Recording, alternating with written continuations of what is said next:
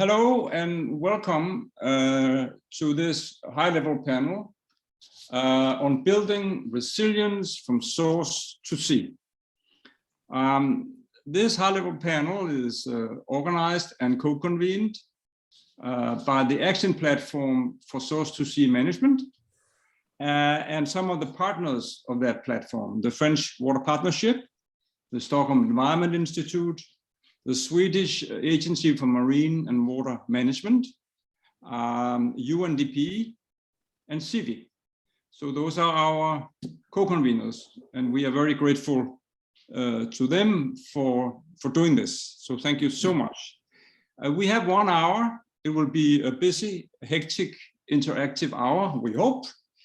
We will start by a stage-setting keynote and by Henk from the Netherlands. We will come back to you, Henk. We will then have a discussion with our 4 panelists. And then after that, using Mentimeter, we shall get some reactions from you. So be prepared to log into Mentimeter at a certain time to give your sort of impression. And then at the end of it, the Director General of the Swedish Agency for Marine and Water Management, Jakob Granit, will sum up what we experienced and what a great Source to Sea champion is learned from this session. My name is Torkild Jung Clausen, and I chair the platform for Source to Sea management. And with this, let me hand over to the Executive Director from SIWI, Torkni Holmgren, for some welcoming remarks. Torkni, please. Thanks, Torkild, and once again, welcome to this important high-level panel on building resilience from source to sea. We know that our oceans are rapidly degrading, not least due to flows of pollutants and materials from land-based activities. And we need to manage our freshwater, our coasts and oceans as a continuum, linking the green and blue economies, but also coordinating the implementation of the 2 SDGs that we have in common, SDGs number 6 on water and number 14 on oceans. But we are in this together, and we need to break the current silos between the 2 communities, the freshwater and ocean communities. And climate change makes this even more urgent, resulting in rising sea levels, changes in ocean temperatures, water flows, and accelerating extreme weather events that we have experienced so vividly over the last few years and this year as well.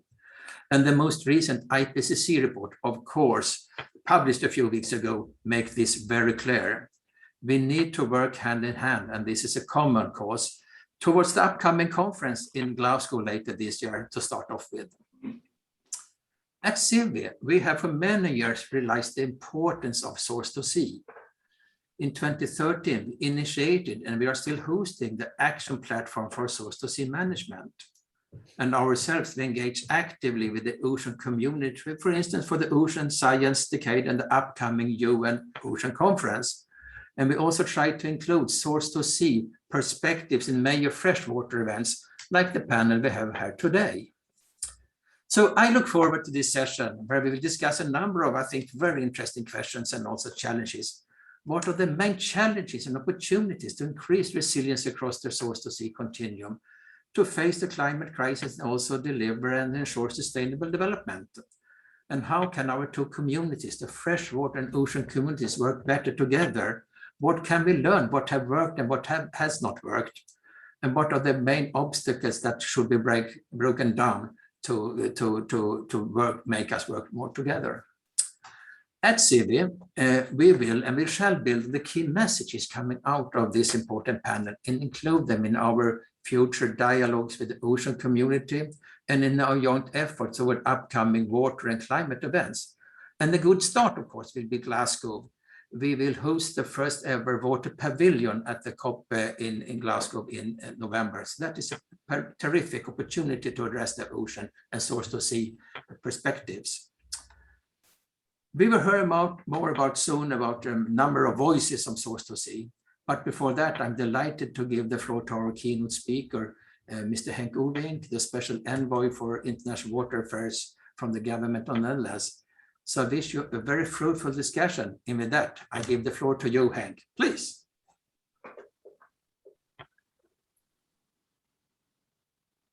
Thank you so much, Torkney, but also thank you so much, Torkil, but definitely also the team at SIWI and UNDP on Sourcetosea. I want to start by acknowledging a friend we all have in this Sourcetosea effort, and actually say that this talk, my keynote, perhaps also this session, I will dedicate to Kees van der Guchten. We all know Kees, and Kees is very sick, but I met with him the day before yesterday, so Tuesday afternoon, and we sat in the garden and I talked about our Sourcetosea event, and he understood very well how important that event is for the world, and he raised his thumb and nodded and wished us luck with his heart in our global effort. So Kees is with us. He's actually listening. He and his wife Yolanda are tuning in. So this session is for Kees, for sure.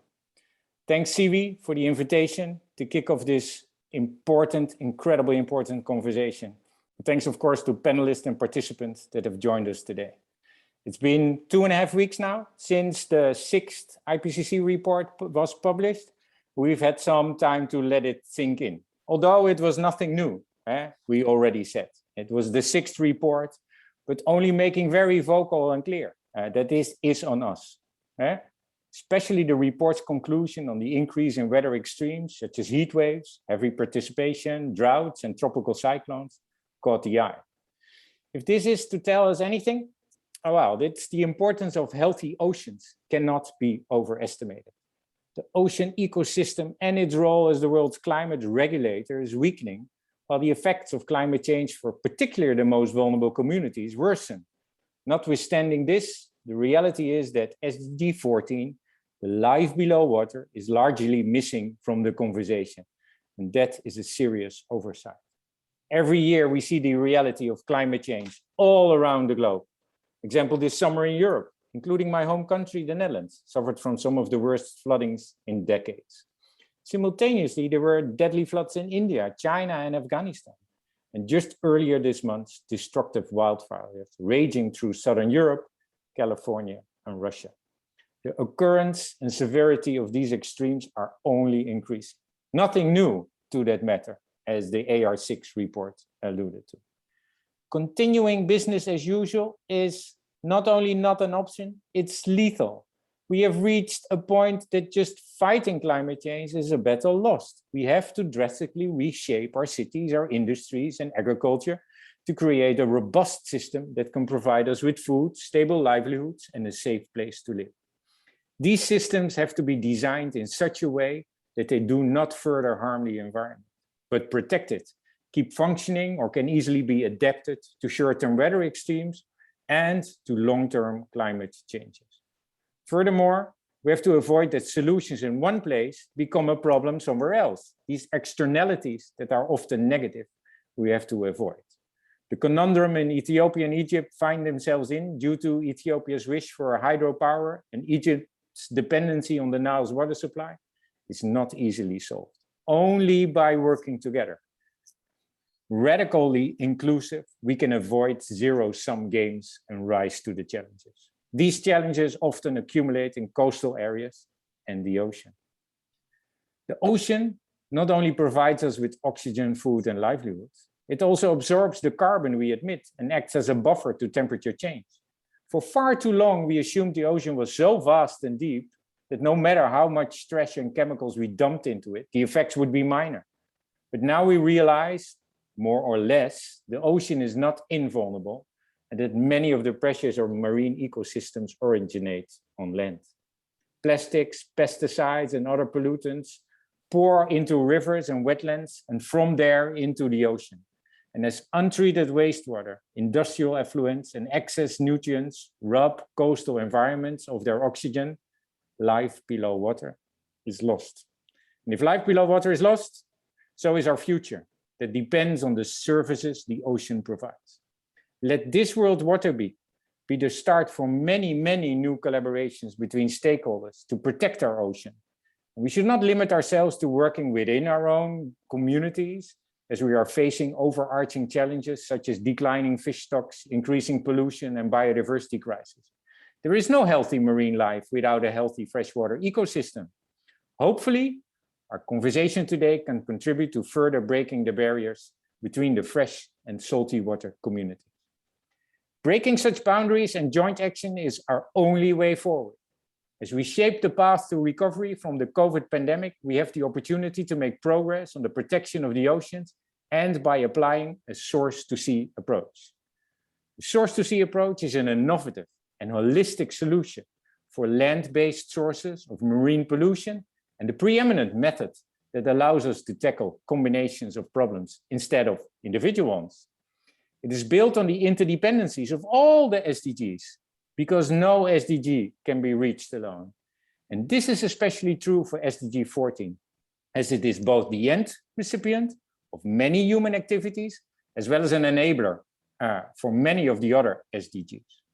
The realization of SDG 14 depends on how we feed ourselves. SDG 2, the way we manage our drinking water and wastewater. SDG 6, how we generate energy. 7, our ability to achieve sustainable economic growth and industrialization. 8 and 9, and the way how we shape our growing cities. SDG 11, produce or consume our goods. SDG 12.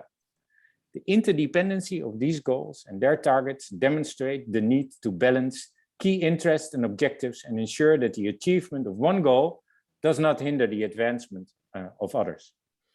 IPCC 2019 special report on climate change and land stated that maintaining our human population on Earth requires the allocation of certain areas for urban development, infrastructure, and food cultivation, and that the resulting carbon emissions are inevitable. According to that report, however, decisions on how and where we use the land have great consequences and can change things for the better or worse. Even on a regional scale, warming can be reduced or accentuated by the choices we make, and the intensity, frequency, and duration of extreme weather events can be affected by changes in our land use. The two pillars of that report is that everything we do increases climate change, and how we do it increasing our vulnerability. But we can reverse course by a source-to-sea approach. Source-to-sea management is a powerful tool, helps to decide which activities should be developed and where. And it also goes further than the scope of the report on climate change and land by connecting the land to rivers and oceans. As such, Source-to-Sea is systems-based and grounded in thorough integration. It's radically inclusive, leaving no one behind. And it assists in planning climate change adaptation and mitigation that results in decisions being made to benefit all people within a region and across the world, for the long term, being sustainable and resilient. Bringing together actors from the freshwater and ocean communities from different disciplines, regions, and sectors allows us to understand our different perspectives, our shared interests, and draw the bigger picture. Only then can we protect the land, the rivers, and ultimately the ocean of all of us to rely on. The fact that the problems related to climate change, water management in the ocean are big and complex is no argument to wait for someone else better equipped to solve them for us. We have no time to waste, and we should have started yesterday, so we better start now. The next years provide ample opportunity to keep building momentum and start applying the source-to-sea method across the globe. All of us should bring our insights of today to future meetings, such as the UN Climate Change Conference in Glasgow this year, the UN Ocean Conference in Lisbon next year, and of course the UN 2023 Water Conference, which the Netherlands will co-host together with Tajikistan. We need government leaders to advance coordinated management and implement fitting policies from source to sea. We need international financial institutes to develop financial tools that enable cross-sectoral coordination and upstream downstream cooperation. But perhaps most importantly, we need mainstream source-to-sea thinking in the way we grow our food, manage our water, design our cities, industries, and landscape. So as we kick off this discussion, I ask you to consider how your work and your actions can contribute to a thriving source-to-sea continuum. I encourage you to look further than your own silo and to be aware that your actions may have consequences thousands of kilometers away, and to realize that solving your problem by creating another one somewhere else does not help us further. We need to listen to each other, learn from each other, and work together to guarantee that all can benefit from healthy life on land and below water. Thank you. Thank you so much, Torgny and Henk, for getting us started here. And warm regards from here to you, Kees, and your wife. And thank you so much, Henk, for devoting this to Kees, who has been a pillar in the build-up of this whole Sourcetosea platform. But Henk, as a person from a country where you land below sea level and who lives like this, as a Sherpa of the Prime Minister on freshwater, who talks about oceans all the time, we have a true champion in you. And we asked you to set the stage for this panel, and you did indeed. Very powerful, very compelling, not least as IPC16 just said, we have no time to lose, also for Sourcetosea. So thanks a lot, Henk. Let's now, having set this stage, move on to our panel. You got some food from thought from Henk, I'm sure. We have, I think, I can say safely, a great panel. We have a panel of 4 people who have their feet in the freshwater and in the ocean. We have elderly people and young people, and we have a good gender balance. It's a great panel, and we are very happy that we have you. We have Sandra Postel from the Global Water Policy Project, who received the Stockholm World Water Prize this year. So congratulations to Sandra for that. We have Rüdiger Stempel from the Helsinki Commission, HELCOM. We have Fatimatu Sal, I think we call you Fatima, who is our young water professional, Senegalese young woman. And then we have Mary Matthews, who is the ocean advisor at UNDP. We have very limited time, so we will run the panel by asking you to respond to some initial questions, and you have all promised that you can do so in about 3 minutes, so that we can keep time. To help you, and those of you who love football would like to see yellow cards. So at a discreet one at 30 seconds before your 3 minutes. We will then move on, and then Jose from the Secretariat of the platform will lead you into Mentimeter, where you can give your expression. We have 80 participants already, so we can't take questions, but we can get your sort of view, consolidated view on the screen using Mentimeter. So we'll do that, and then in the end, the panel will look at that, and we take a round with the panel. And in the end, Jakob Grane, the Director General from the Swedish Agency for Water and Marine Management, will sum up for us. So this is a game plan. We have given some thought to the order in which you appear. It's not difficult here to take women first because we have 3 of you.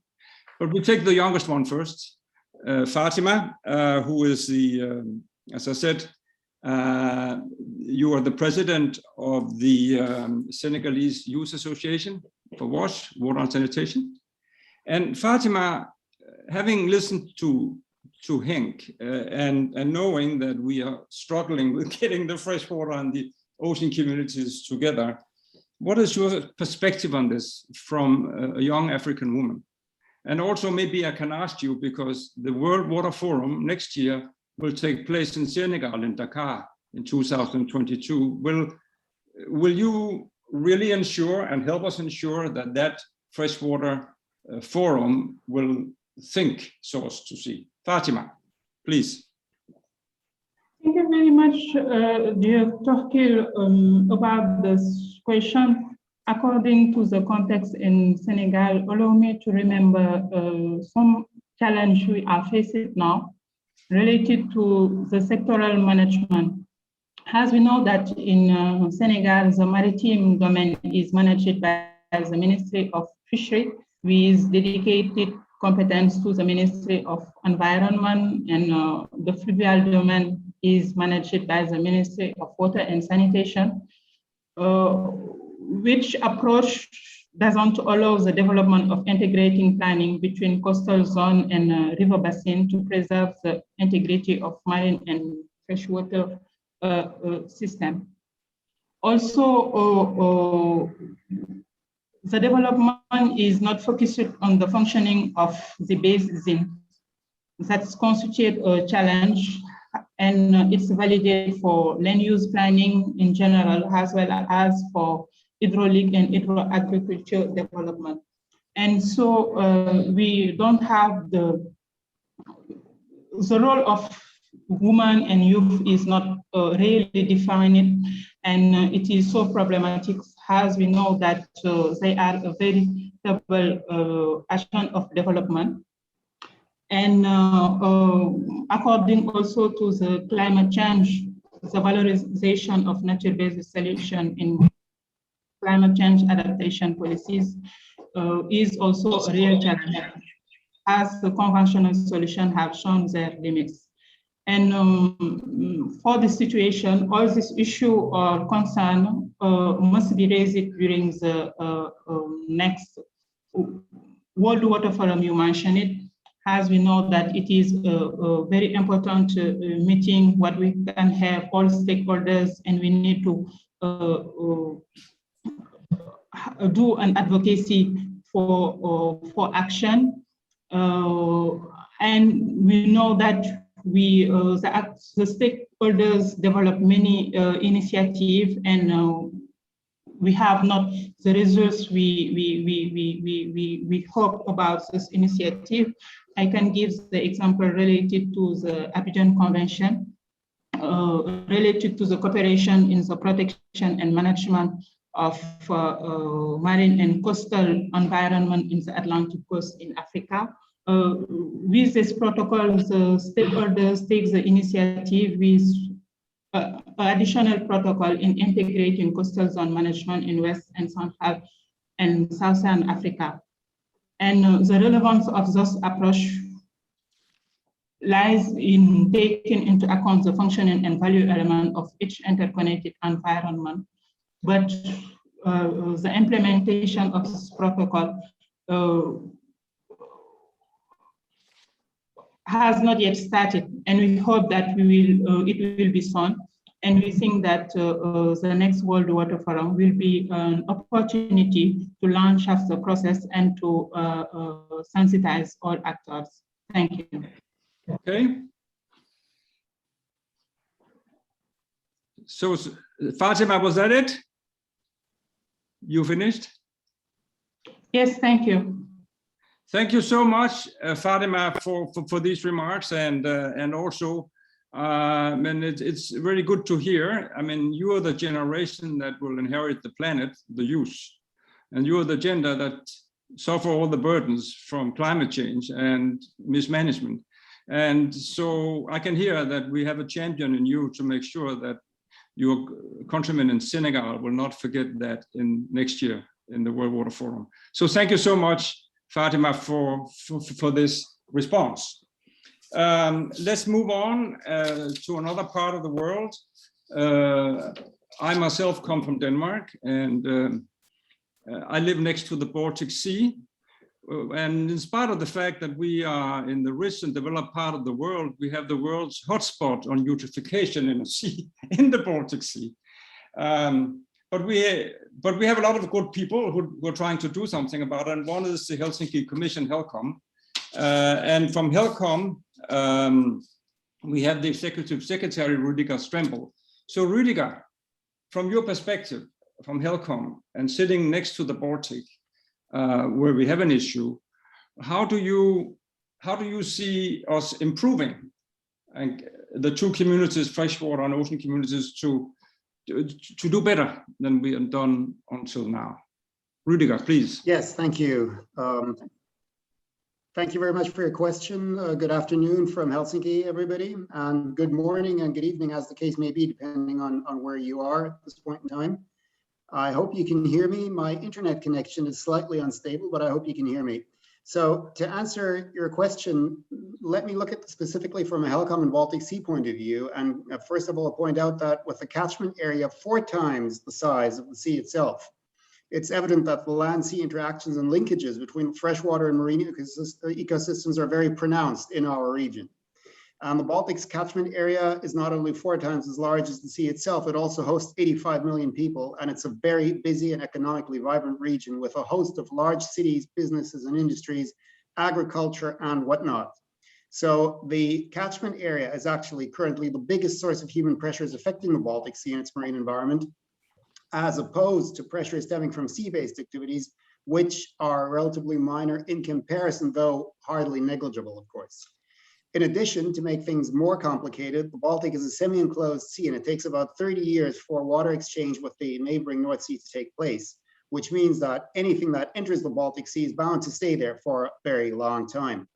And the Baltic Sea region also comprises 7 large rivers and countless smaller ones, all of which feed into the sea, and they carry, of course, not only water, but a host of other things such as nutrients, pollutants, or litter.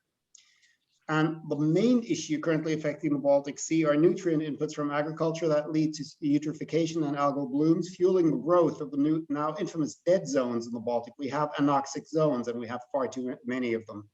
But there are also other matters of concern, such as pollution by hazardous substances, including POPs, which sound much nicer than they are because they've also been termed forever chemicals. So they're persistent organic pollutants, but also pharmaceuticals and microplastics. And all these pressures, we have to face it, have their origin on land.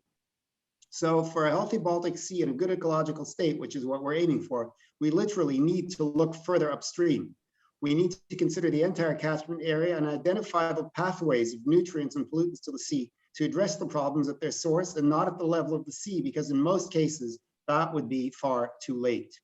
So for instance, it's much easier to prevent microplastics from entering the water system than to remove them from the sea. But we can't go it alone, obviously, because we need the help of all our stakeholders for reasons related to resources and capacity, but also in terms of mandate, as HELCOM's radius of action is mainly limited to the sea area. We therefore need to team up with the freshwater community among other stakeholders. So we need to speak the same language. We can do that by harmonizing our environmental monitoring assessments so we can better compare our respective data.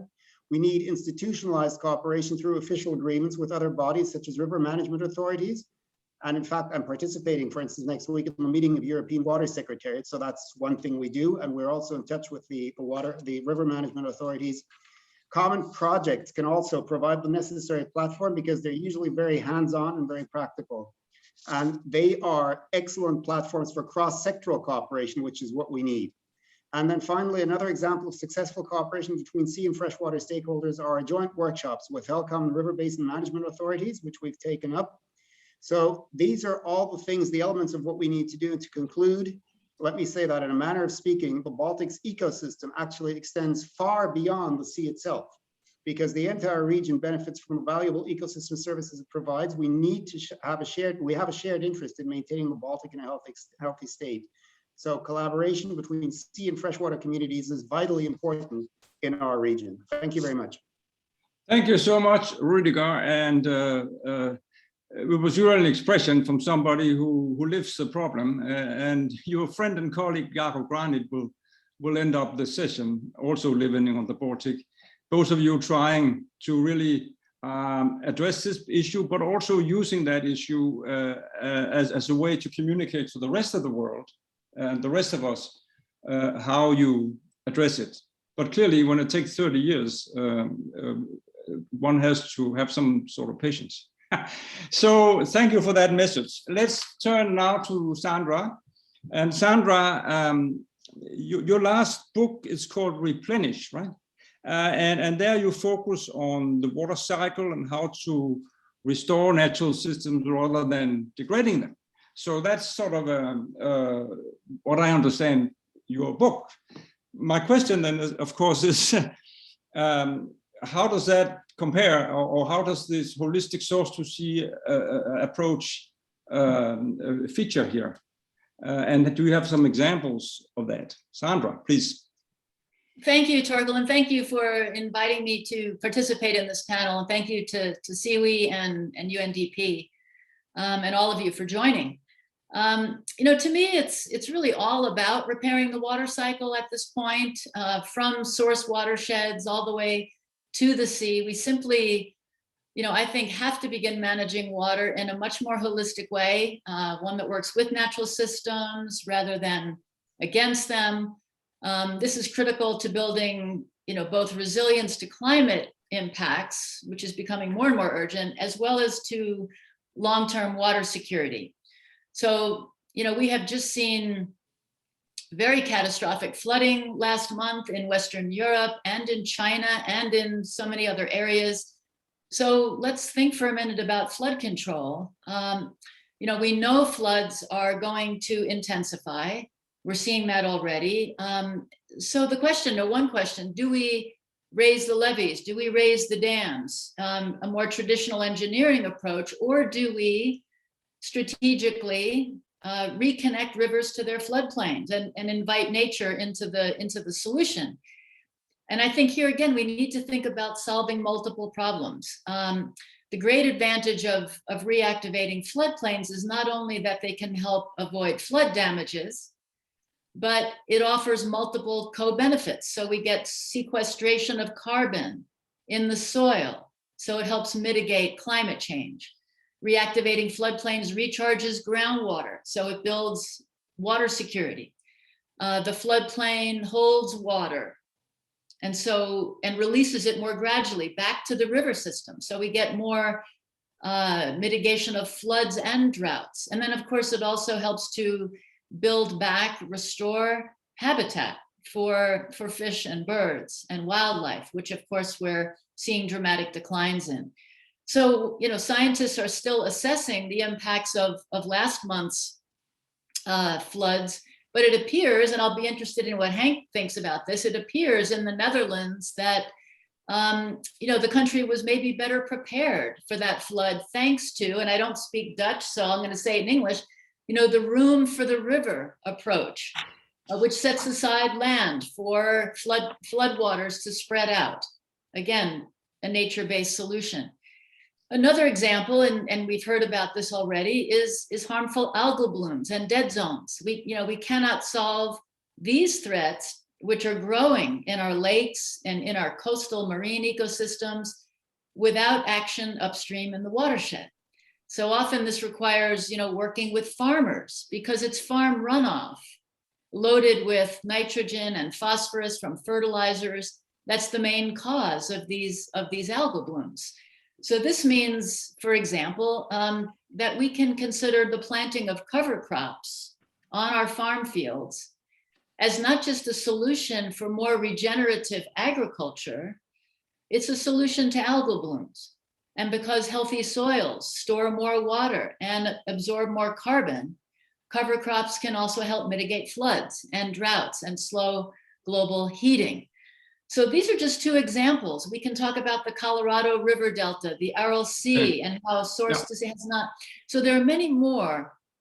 But the question is, how do we scale? And I've heard this word over and over again at the conference. Shall we leave it there at the question, Sandra? Because we are out of time. Is that the question that you're going to leave us with? Well, I guess my question, and I was just one sentence away, was that in most countries, you know, bureaucratic structures make it very difficult to coordinate policies around land use and fresh water and coastal ecosystem protection. But this is our challenge. So how do we break down those barriers and establish that coordination? Okay. Thank you, Sandra, for that compelling statement. You could go on and on and on, I'm sure. Let's get your book replenished as part of mandatory reading from our platform partners. So thank you so much, Sandra, for that. Let's move on then to the final panel. This is Mary Matthews from the UNDP Ocean Advisor at the UNDP. Mary, you sit in the UN system, international level.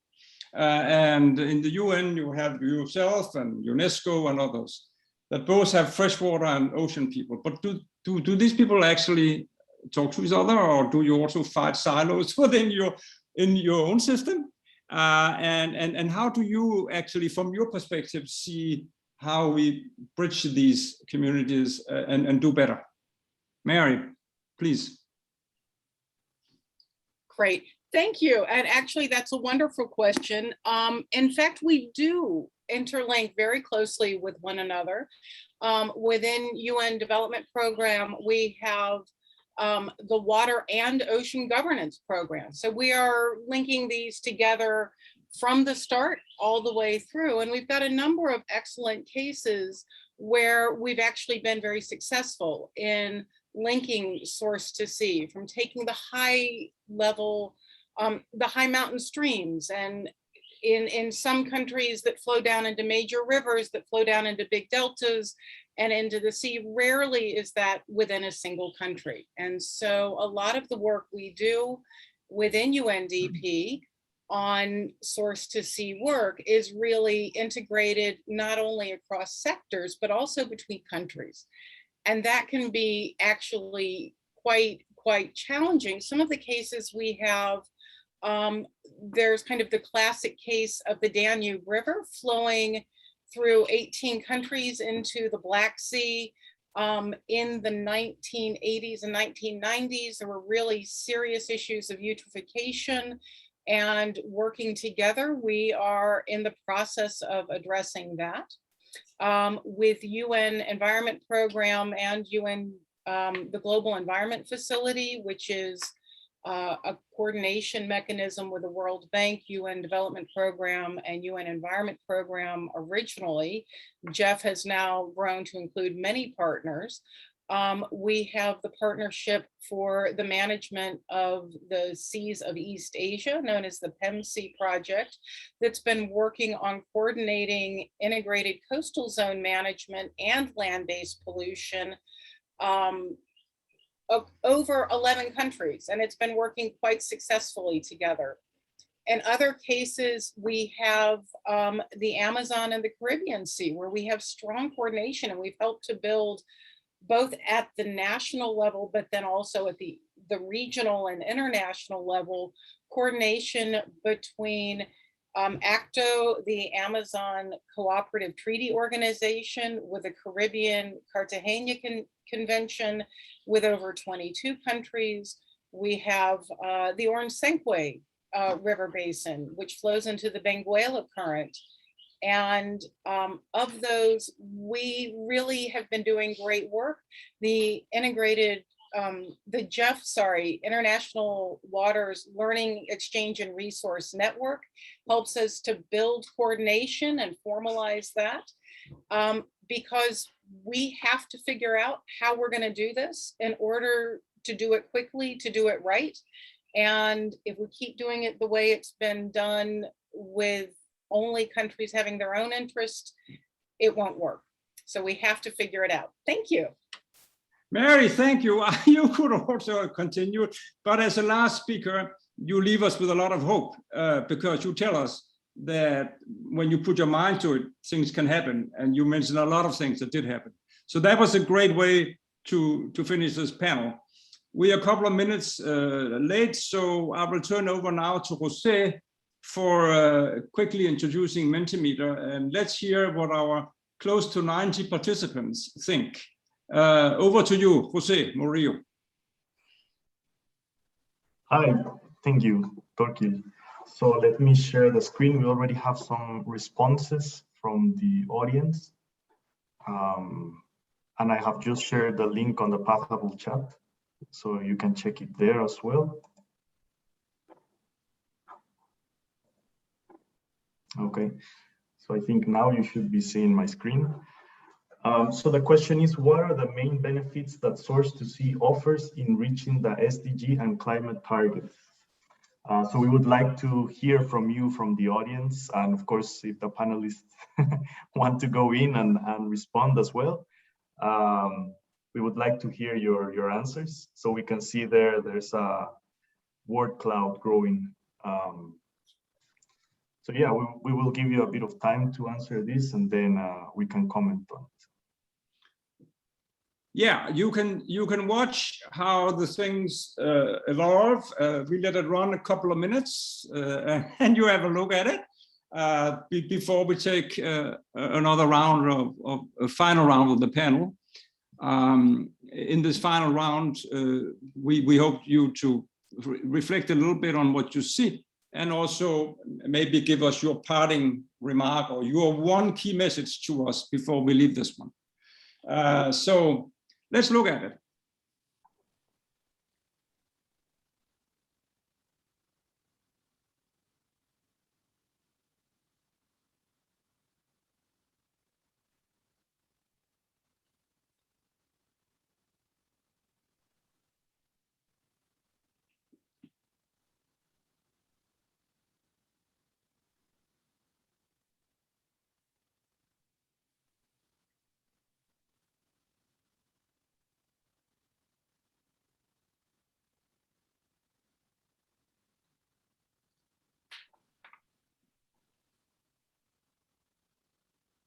Okay, I think that it's stabilizing around some pretty clear messages in the central part. Thank you all. Thank you, those participants who went into Mentimeter and gave us your opinion. And then Jose, let's remove, maybe we can we let the screen sit and then go back to the panel. In the last sort of 2 minutes, and that's what you have, 2 minutes, what is your sort of key take from this panel, and what is your sort of key message to us in 2 minutes? Fatima, will you start? Yes, thank you, Dr. And thank you for all the speakers and those who answer for the Mentimeter. They show us the main words that we can integrate in our action. But what I want to say that is that talking about Sourcetosea leads us necessary to the promotion of systemic planning and valuing of ecosystem services that will necessarily engage stakeholders in the logic of transforming ways of thinking and acting with an institutional and organizational framework that allow for optimizing the state and sustainable of system. And also has the goal is the sustainability. This requires taking into account the problem of young people and integrating them into the decision-making process, as they are the most vulnerable today, along with the women of cows, and those future survival resources are compromised if nothing is done. And we think that, we hope that, as I said in my first speech, the next World Water Forum to be held in Dakar in March 2022 will be an opportunity to launch a call to action to all stakeholders. Thank you. Thank you, Fatima. And we look forward to seeing you in your home country and see how you mobilize the youth, mobilize the ocean people, and make this World Water Forums a little bit different from what they used to be. We are in your hands. Thanks a lot, Fatima. Rüdiger, what is your take on this, and what is the parting remark you have to us to do better in this issue? Rüdiger, please. Yes, thank you very much, Torkil. So I'd like to focus on 4 words. I saw that one of them has now sort of disappeared or nearly disappeared, but I still think it's important. The words I want to focus on are collaboration, integration, inclusiveness, and understanding. As I said, in our area, because of its specific characteristics, we need to focus on all of these, and we need to cooperate across sectors. And we had a stakeholder workshop earlier this year, which very strongly emphasized that we need to break down silos. And I think that is something we definitely need to do. That is something we're working on. We do that in various ways. As some of you will know, the Baltic Sea Action Plan, which is our comprehensive program of action and was drafted in 2007, was actually drafted in a very inclusive way. and is actually, it meets with a lot of a sense of ownership across sectors. It's now being updated, and we're trying to keep up that spirit, and it'll be updated, and the new version will be adopted in October of this year. And this morning, actually, I was taking part in the EU for Water conference. These are things you can do if you don't have to travel. You can be in several places at once, or just about. And that focused very strongly on ocean literacy. And I think that is the aspect of understanding, which is also highly important. So HELCOM aims for all of these things, and we are doing a lot to achieve that. But I don't want to be self-congratulatory, because there's always room for improvement. So we are working to maintain the spirit and to actually enhance all of this and to bring these things together in order to solve our problems. Thank you very much. Thank you so much, Rüdiger. And being a Dane on the Baltic, and I have a house in Bornholm in the middle of it, I leave this session much encouraged that we have you at the helm of HELCOM. So that's really great. I think people are asking us to remove, I think we have seen the screen. So Jose, maybe you remove the screen so we can see each other instead. And then I turn to Sandra. Sandra, if your next book is on Sourcetosea, what would be the title of that book? And what is your message? Well, that's a good question. I have to think about titles. They're big questions. I can't promise a title right now, but I think the words are fantastic. We sort of coalesced around resilience and collaboration, integration, inclusion. And what it got me thinking about was just how important it is to have all the stakeholders around the table. We're in my country, we're coming up on, in the United States, we're coming up on the 100th anniversary of the signing of the big compact that set out how the Colorado River is shared, right? We're having a huge drought right now in the American Southwest. And when that compact was signed in 1922, not all the stakeholders were around the table. The river was not there. No one represented the river or the delta or the marine environment into which the river flowed. And the Native Americans were not at the table. They still do not have access to the water that they deserve and need. And so I think and Mexico came on later. Even Mexico was not at the table, even though the delta is in Mexico. So, and that was resolved a bit later. But so I think that inclusion of all stakeholders is something I'm taking away to solve these problems. We'll get more creativity, we'll get solutions that endure. And I think that's an important takeaway for me from this conversation and my work as well. Okay, good. Well, I lived 2 years in Colorado. My kids are born there. Wow. Okay. But nobody in Colorado talked about the sea. It's too far away. But Right, now they right. do. Now they do, because they know that this goes all the way. So thank you a lot for that, Sandra. We let then Mary have the last statement here, Mary, and your sort of take-home message from the big international community. So it's all over in 2 minutes, right? 2 minutes, I can do this. Essentially, Okay, we've got sustainable development goals that are very ambitious, and it's going to take a lot to achieve those. I think we can learn from nature here, because water links everything together in nature, and nature does not work in silos, and neither should we. I look forward to everyone continuing to do this very good and very important work, and continuing to learn from one another on how we can do this, and hope to see everyone at the UN Ocean Conference in 2022 in Lisbon, hopefully, God willing. Thank you. Thank you, Rod, Mary. Then I'll misuse your your last minute to say that with a platform, we are trying to work very hard. We are helped a lot by UNDP, of course. We are helped by HENC, but we will try our level best in this platform to make sure that the UN Ocean Conference has open doors to the freshwater community. And meanwhile, Fatima will make sure that a lot of people are swimming across the sea to Senegal, and that we really get the ocean aspect into that freshwater. And I encourage you to, and Ruth, who's here with us, and Jose, to join hand with our platform, so we can help each other and make these things happen.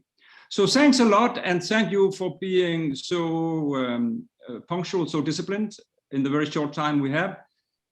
We have 10 minutes left, and Jakob, I'll give you 7 of those, so I can close in 3 minutes. Jakob, let me say about Jakob, because Jakob is a modest person who won't say it himself, that he is the father and champion of the Sourcetosea approach. I mean, Jakob developed that years back in the Global Environment Facility.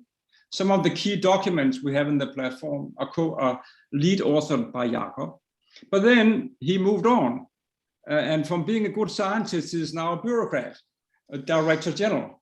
But how better can we see the science practice interface than taking the great scientist on Sourcetosea and put him in charge of an agency to make it happen. So Jakob, with that glorious background, what do you take from here? And what is your final message to us? You watch the clock and you stop 2-3 minutes before, okay? Jakob, please.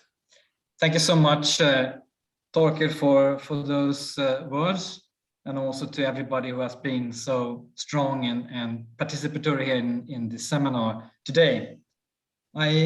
Just by beginning and a first reflection, the title of the seminar is Building Resilience from Source to Sea. And I think, having listened to you now, I think we probably should begin to rename it to maybe calling it Achieving Multiple Benefits from a Source to Sea approach.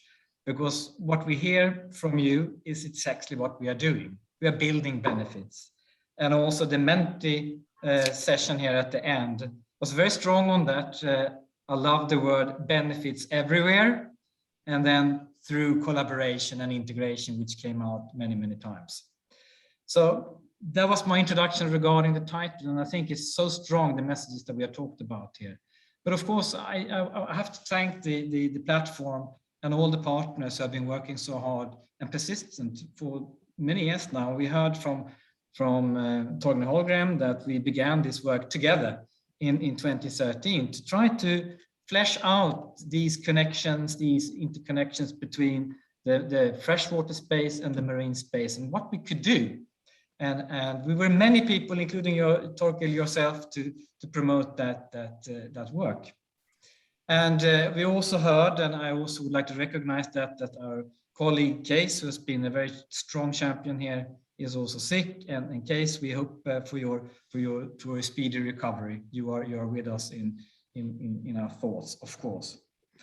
Torkel, you mentioned also the agency I work for, the Swedish Agency for Marine and Water Management, and one can wonder why do we have this interest? And I joined this agency also because it is a rather unique agency. We have the opportunity to work within legal frameworks in the freshwater domain, coastal and ocean, tackling guidance and to the practitioners in the water management field, but also working very more sort of structured on, for example, marine spatial planning, restoration of the marine space and the ocean space and the coastal space. So we have these different elements.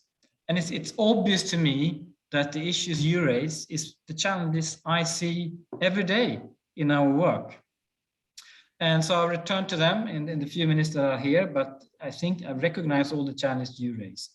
But also wanted to say that Henk Oving, your introductory speech was extremely strong, setting the stage. I mean, I think we are, as I said initially, we are building more and more reasons for why we have to look upon this from a broader systems perspective. We need, if we want to maintain and restore ecosystem services, especially in the marine area, then we need to understand the upstream dimension. And we cannot allow to sort of, for example, to exploit perhaps the agriculture domain, and then pushing the problem from that to the coastal zone with a strong impact on the coastal ecosystems and the way we produce marine also services. So we have to see these linkages, and I think the Source to Sea frame is do that in a simple way. It says you have these connectivities, let's look at them and try to see if we can achieve more. Fatimo, then this is the problem that you mentioned. That is not the problem for Senegal only. It is, I would say, it's a worldwide problem. We have to deal with the coordination aspect in Sweden as well as in the EU, in the EU Commission. Globally, we have the problem of working in silos. We have the ocean and fisheries domains, we have the water, freshwater folks, and environment domains, and enterprise, energy, and so forth. And there is that challenge to try to bring the parties together. And we are working strongly now within the EU also to try to frame that stronger. If we want to solve the ocean agenda, we have to understand, exactly as Rudiger Strempel told, we have to understand that the catchment is upstream.